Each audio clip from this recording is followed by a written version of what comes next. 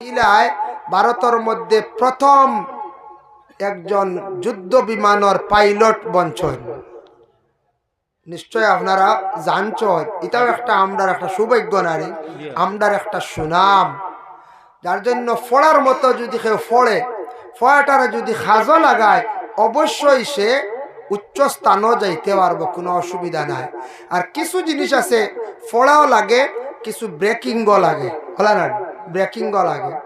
যার জন্য ভারতবর্ষে বর্তমান যে সরকার আছে, সরকারের দেশ চালাইয়া যার, আমরাও যাতে এমনভাবে আমরা ভারতবর্ষের মধ্যে বসবাস করি যাতে আমাদের মধ্যে ফসাদ দ্বন্দ্ব এগুলা বাজে না।